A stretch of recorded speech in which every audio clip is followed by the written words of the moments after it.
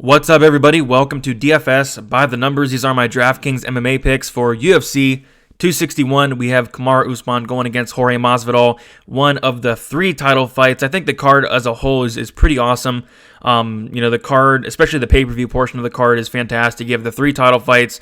Uriah Hall, Chris Weidman, Jimmy Crute, Anthony Smith should be a really great fight as well. The prelims are okay. I think they'll be exciting. I think from a DraftKings perspective, the card is going to be extremely fun. I think there's going to be a lot of high scores and hopefully get a takedown. Hopefully get a takedown on this big card. We have a ton of big prizes. Was extremely close to getting a takedown last week. I was one Espino decision away from a couple thousand. Very unfortunate. I thought Espino won the fight. I thought if the fight kept going, I thought Espino was going to win the fight. It's just very unfortunate there. So hopefully that takedown does come here for this big card. So hopefully you guys did well last week. I had a couple people message me saying they did get first place. I was very close to it, but congrats to you all out there. And this week, since it is a pay-per-view, we're going to be doing the DraftKings contest. As always, $25 the first. To enter the contest, first, leave a like. Second, subscribe if you're not subscribed already. And then third, comment down your DraftKings username. I can get up to 200 people in there. Usually don't max it out, but it's a big card. Maybe we can. Like I said, $25 to first. And yeah, really looking forward to the card as a whole. If you are looking for extra content for UFC 261 and into the future as well, you can check out the Patreon. Have a $10 a month MMA premium option. With that, you get the fighter stats, the DraftKings stats, the FanDuel stats, the advanced stats, tons of stats, any single stat you could ever wish for. You get the targets, projections, lineup percentages, projected ownership rankings, and the optimizer as well, something I implemented last week, 2 weeks ago. I've been liking that as well a lot. And then, yeah, just hit 300 patrons as well. So thank you guys for all the support. But with all that out of the way, we're going to get into the video here now, starting with the fight doesn't go to decision lines. We're going to see which fights we should be targeting, which fights are more likely going to finish than the others. All right, so first we have Liang Na going against Ariana Carnelossi, and we don't typically ever really see the fight doesn't go to decision. That's going to be most likely, and it's a women's fight unless it's like Amanda Nunes. But no, we have the most likely fight to end inside the distance this week is a women's fight here. And it's a 115-pound women's fight, so very interesting there. We have Ariana Carnelossi, Liang Na, and I can definitely see this ending inside the distance. I personally already bet the under in this fight because Liang Na comes out here, and what does she do right away? She comes out here and she tries to get a takedown. No striking. Within the first 10-15 seconds, you're going to see her shoot for a takedown, maybe even sooner than that. And from a DraftKings perspective, you see her at 7,600. That is something you definitely like. She has only been to decision, I believe, like one time. One time in 19 fights, it was a decision she lost. She has never won by decision. Every time she wins, it's inside the distance. And then you have Carnelossi, who she's a finisher as well. 75% finish rate, 67% by knockout. And Carnelossi has never lost by decision. Both of her losses, one by submission, one by knockout. So I think this fight finishes. I think this fight scores very well for the winner. You have Carnelossi 8,600, Liang Na 7,600. I'm going to be targeting both, but I think they're both in play here. First fight of the night as well. If you guys know me, you guys know I love the first fight of the night. I don't know what it is. It always seems like the first fight of the night scores very well, ends up on the optimal lineup. I can definitely see the case here. So yeah, going to split the ownership. I picked Carnelossi to win. But the $7,600 price tag on the Yang is pretty solid there. Next, we have a very good fight, especially from a DraftKings perspective. We have Brendan Allen against Carl Roberson. This is your classic striker versus grappler. Either Allen's going to get the fight down to the mat. He's maybe going to get a submission. Robertson has been submitted in all 3 of his fights. Or Robertson keeps the fight standing. Or maybe even Allen does not shoot for a takedown. We saw Allen not shoot for a takedown against Strickland. He got knocked out. And if Allen does not get this fight down to the mat, the dude's going to get knocked out. So another instance where I'm going to be splitting my ownership here. The slight lean is going to be on Brendan Allen because if he does win, it's going to be based off of takedowns, based off of control time, and a possible submission. So I do like Brendan Allen quite a bit. We'll talk about that more in the next slide. And then we have Rodrigo Vargas going against Rong Zhu. Yeah, so this is interesting. I think this fight's going to go a little bit underlooked because, for one, Vargas has not been all that impressive at all in the UFC thus far. And Rong Zhu, maybe not many people know about him, but you take a look at their finish stats, and Rong Zhu has finished 89% of his wins, 65% by knockout, 24% by submission. You take a look at Vargas, he's finished 91% of his wins, 64% by knockout, 27% by submission. So these guys are both finishers. They're both going to be very, very low owned. Like Rong Zhu's going to be so low owned because he's surrounded by Wei Li, he's surrounded by Usman, he's surrounded by Shevchenko. So I do think Rong Zhu's going to be very under-owned here, and for that reason, I do have some interest. And then on Vargas' side, he's probably going to be under-owned as well. I mean, he hasn't had success at all in the UFC. He's looked pretty terrible, but we have seen Rong Zhu finished in all 3 of his losses, all 3 coming by submission. Vargas has been finished in 1 out of 3 losses, once by submission. Both guys have never been knocked out, but yeah, this is a fight I think could surprise a lot of people. The bookies set this over-under at 1.5, which is very interesting as well. So I wouldn't be shocked if there was a finish in this fight, and if it was very low-owned as well. So just maybe sprinkle in a little bit of both sides here, just because of the low ownership and possible finish. And then Jimmy Crute going against Anthony Smith, a fight that I think is going to be very exciting. Another case where both guys are very good finishers. You have Jimmy Crute, 75% finish rate. He has been submitted in his only loss. You have Anthony Smith, 92% finish rate.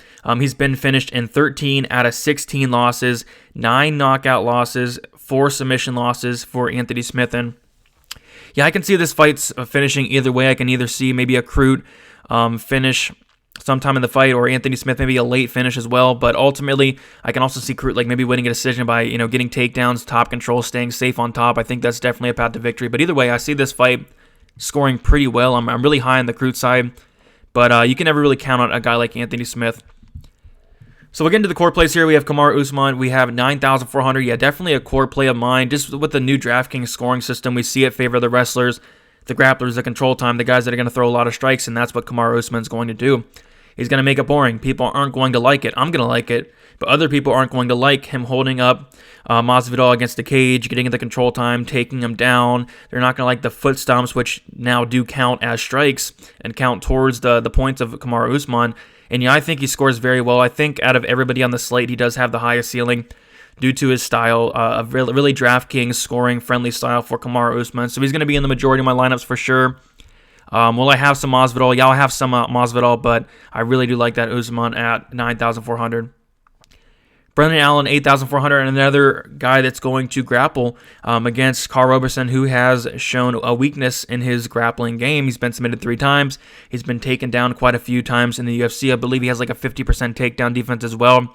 So yeah, if Allen comes out here with the game plan of I'm going to take this guy down, I'm going to submit him, we can see Allen score a ton of points here at 8,400. I think he has a really high ceiling. Allen has an 86% finish rate, finishing over half of his wins by submission. Roberson's been submitted 3 times in all his losses. I mean, it all adds up to be a pretty solid spot here for Brendan Allen. So yeah, give me Brendan Allen, 8,400. I really do like him at that price tag.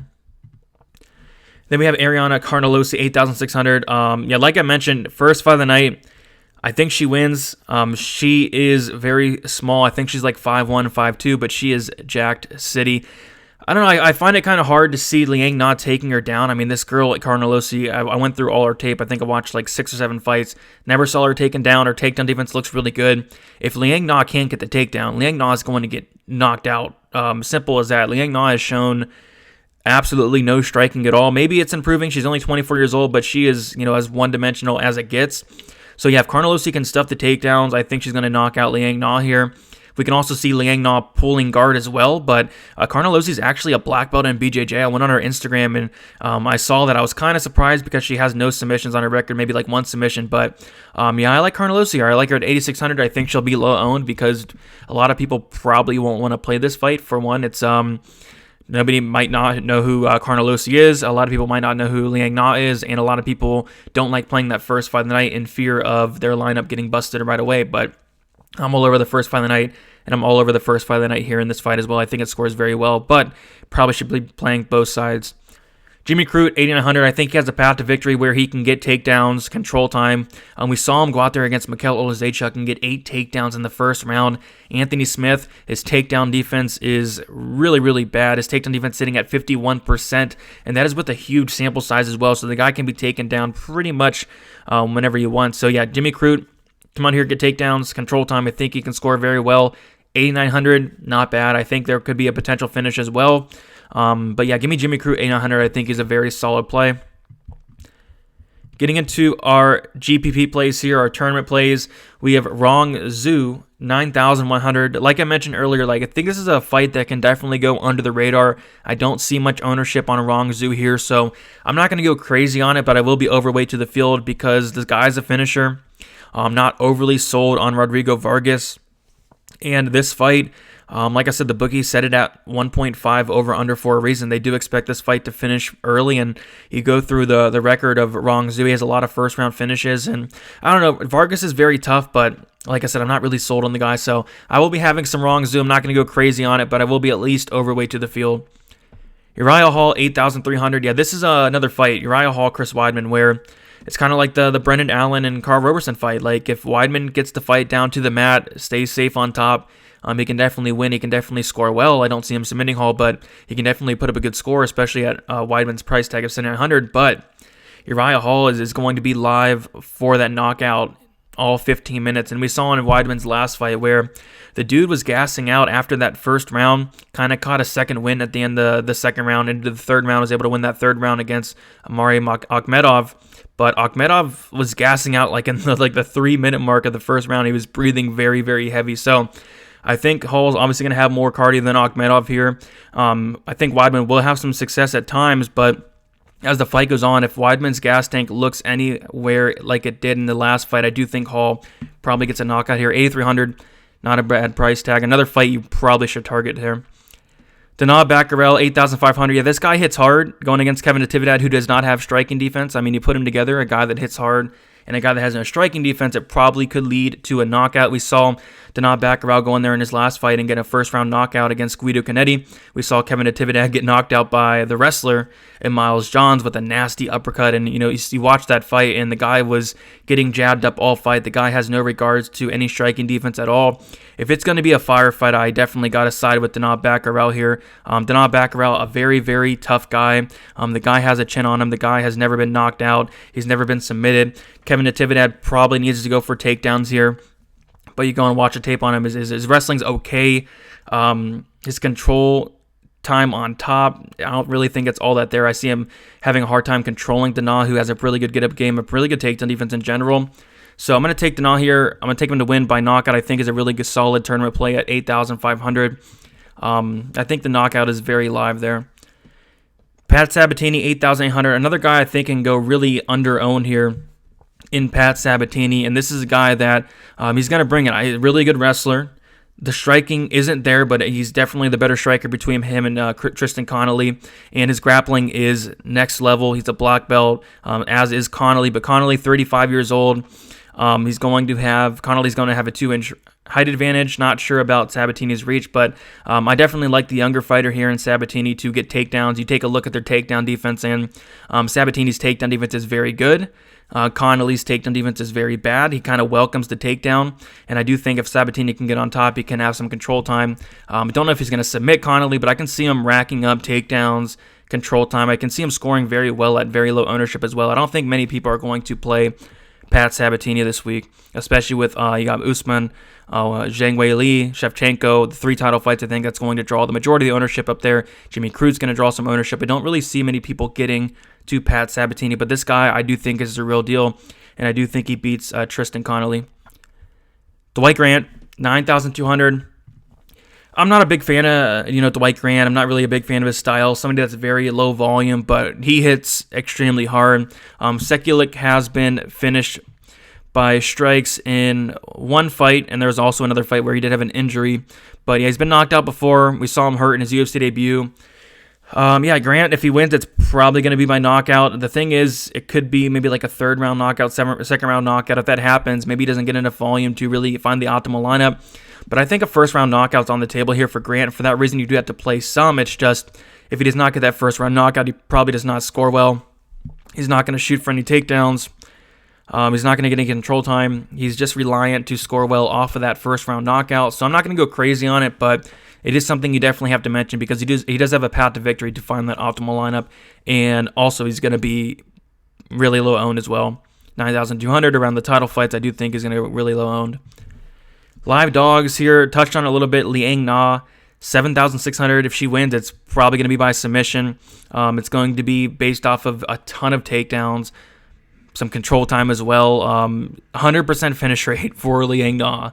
7,600, you have to mention her. I don't expect her to win, but if she does win, it's going to be deep. It's going to be by submission. We have seen Carnelossi submitted before. We've seen her finish by strikes or a cut stoppage before. So, yeah, I think it's possible for Liang Na to win. First fight of the night. I could see an upset here. At 7,600, I'm definitely taking some shots on Liang Na. Carl Roberson, 7,800. If he's able to, A, stuff the takedowns of Brendan Allen, or B, if Brendan Allen does not decide to go for a takedown, which Brendan Allen does not have a takedown in his last 2 or 3 fights, Roberson probably gets that knockout. He probably scores very well. And, Roberson's not a bad grappler in general. I just think that he does make some mistakes at times. He's been submitted 3 times. But, yeah, if he can keep this on the feet for long periods of time, long extended periods of time, I do think he's very live for that KO. 7,800, I'm willing to take a shot. Chris Weidman, 7,900. Yeah, if Weidman wins, I think he scores very well. It's going to be based off of takedowns. You'd hope he doesn't strike with Uriah Hall. If he does that, he's probably getting knocked out. But we saw in his last fight where he still can go out there. He still can get takedowns, control time. If his cardio can hold up, I think Chris Weidman could be a very, very good play here, especially with the new Draftkings scoring system of the takedowns, of the control time. And I don't really see him getting a finish, but all that's going to add up. And at 7,900, I'm willing to take a few shots at Chris Weidman. And then Alex Oliveira, I don't love it. I don't love this fight in general. This fight is probably going to be the one I am least exposed on. Yeah, it's probably going to be my least exposed fight here. I like Oliveira to win. I don't love it. I don't think he scores well in a win. I do think this goes to decision, but I can see him taking down Brown, getting some control time. I don't see either guy getting finished here, but 7,500, it's another live dog, but I really don't think the ceiling of both guys, Brown and Oliveira, are all that great here, so I'm not going to really touch this fight all that much, but if you're looking for a live dog, I think this fight's pretty close, and 7,500 is not bad. Pump plays, of course, yeah, there's a lot of pump plays we can look at this week. We can talk about Jorge Masvidal. I'm sure he's going to be very popular. I'll definitely have a few shares of Masvidal. We can talk about Rose Namajunas is going to be extremely popular. I'll have a few shares of Rose Namajunas as well, but the two I do want to talk about is going to be Anthony Smith, 7,300, just due to the fact that he has a 100% finish rate or 92% finish rate, and we have seen Jimmy Crute submitted before, and I'm kind of having some concerns about Crute's gas tank if this does get extended, and we've seen Anthony Smith pull off some wins later as the fight goes. So I could see a late Anthony Smith finish, 7,300. It's just a fight I want to target overall. I don't hate the play at 7,300 there. And then Jessica Andrade, out of all the title fights, I guess Andrade is the one that I'm worried about the most, just because of her insane metrics, her insane numbers. She's somebody that lands 6.38 significant strikes per minute. She's going to be coming forward. She's going to be aggressive. She's going to be going for takedowns. She lands 3.11 takedowns per 15 minutes. And she destroys Shevchenko on all the numbers. Besides, Jessica Andrade does get hit a ton. 5.26 significant strikes per minute with only a 53% strike in defense. So I think that's where Shevchenko can really expose her there. But Andrade is going to fight for your money. She's very cheap. She's the least expensive on the slate, 6,700. If she does find a win, it's going to be based off of a ton of volume. It's going to be based off of takedowns, maybe a finish. I don't think she wins, but out of all the title fights, she's the one that really, I guess I'm concerned about winning there. So I don't hate Andrade, 6,700. I think she has a path to score very, very well. Cheapest on the slate. I'll definitely have some shares of Andrade there. But like I mentioned, people are going to be playing Rose. I get it. People are going to be playing Jorge Masvidal. I get it. But personally, I like Andrade out of Masvidal and Namajunas out of the 3 title fights. And then fades, Valentina Shevchenko. There's not really a fight or fighter I really want to fade on this slate. I'm going to be having sprinkles of pretty much every fight. I guess the least exposed to a fight I'm going to be is maybe the Brown-Oliveira fight, maybe the Molina-Iori fight. But yeah, Shevchenko's 9,500. It's just hard for me to get there personally because I'm going to have a ton of Kamaru Usman.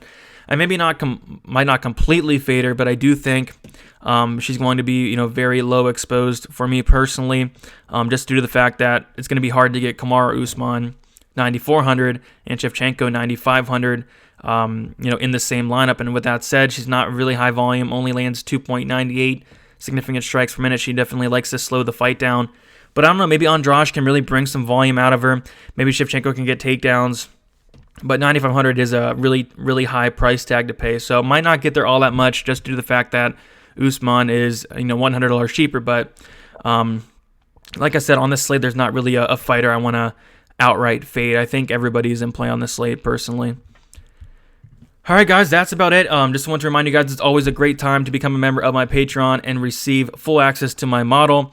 You got the premium projections, the new optimizer, the GPP lineup percentages, DraftKings article, access to Discord. You got the advanced stats, the FanDuel stats, the DraftKings stats. You got the projected ownership, and lots more. So go check it out. $10 a month or $2.50 per week, which is an absolute steal in my opinion. Thank you guys all so much for watching. Drop your DraftKings names, drop your likes. Let's get the subscribes up as well, and then tune into the the live stream at 7:00 p.m. Eastern time on Friday, and then I'm going live before the fights at an hour before the fight starts. So go check that out as well. Answer any final questions and talk it up with you guys. That's about it, and good luck for UFC 261.